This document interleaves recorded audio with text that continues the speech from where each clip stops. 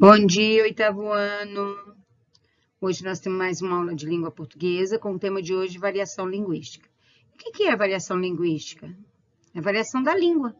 Nós já estudamos isso em sala de aula, lembram? Nós temos a linguagem formal ou culta, linguagem informal ou coloquial. Nós temos a linguagem regional, nós temos a linguagem de gíria, nós temos vários tipos de linguagem, a variação da língua, ok?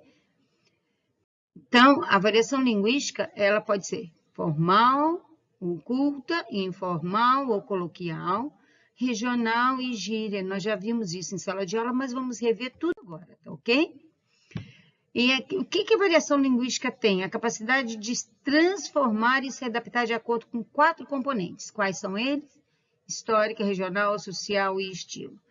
E nós vamos falar de um por um e dar exemplo, tá? O que é a variação linguística histórica? É a maneira pela qual nós falávamos há anos atrás e nós falamos atualmente. Por exemplo, há muitos e muitos anos atrás, nós falávamos vossa mercê, que com o tempo se transformou em vós mercê e hoje é você. Então, isso é uma variação linguística histórica, ela vem através do tempo, ela vem contando a história, vem mudando conforme o tempo. Antigamente se escrevia farmácia com PH, hoje é com farmácia com F, certo?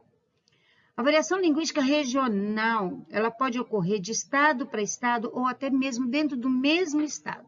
Por exemplo, em Minas, eu falo mandioca para um legumes. Essa mandioca lá no Rio de Janeiro chama-se aipim. Na Bahia é macaxeira. No entanto, é o mesmo legume, a mandioca, ok? Eu costumo falar em sala de aula com vocês que lá na Bahia, se vocês chegarem lá e pedir um pãozinho, né, uma baguete, eles não vão saber se vocês chegarem na padaria pedindo isso. Por quê? Porque lá não existe pãozinho, lá é cacetinha. Cacetinha lá é pãozinho, né?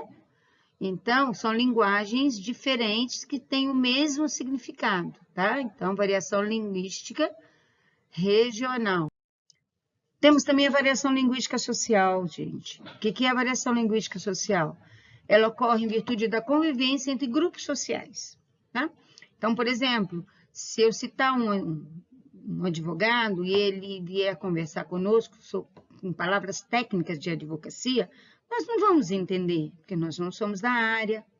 Mesma coisa o médico, se ele usar as palavras técnicas da medicina, nós não vamos entender, porque nós não somos da área, tá? E assim existem também grupos sociais, classes sociais, que é a variação linguística social, ok? Bom, e a variação linguística de estilo? Vamos só rever. Eu disse para vocês que o uso da língua é linguagem formal, ou culta, informal ou coloquial, né?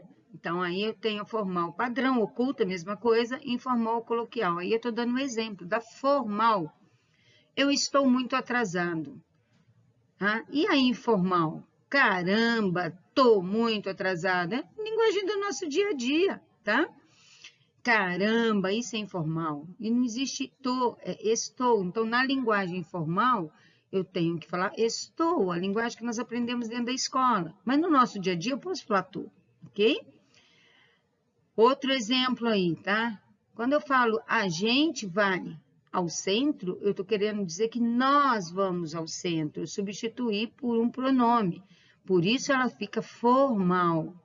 E a coloquial, a gente passou de lá de tarde, estava rolando uma festa. Olha, a gente, né? É um informal, é um coloquial. E passou, não é passou, é passou. Então, você vê que a linguagem formal, ela se diferencia da linguagem informal. A linguagem formal é a nossa do dia a dia, tá? E a linguagem formal é aquela que nós falamos em entrevistas, que nós escrevemos, que nós falamos com pessoa que tem um cargo superior ao nosso, com pessoas que nós não conhecemos, ok?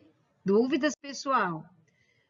Olha, se vocês tiverem dúvidas, vocês vão mandar essas dúvidas para mim no grupo para que eu possa tirar, ok?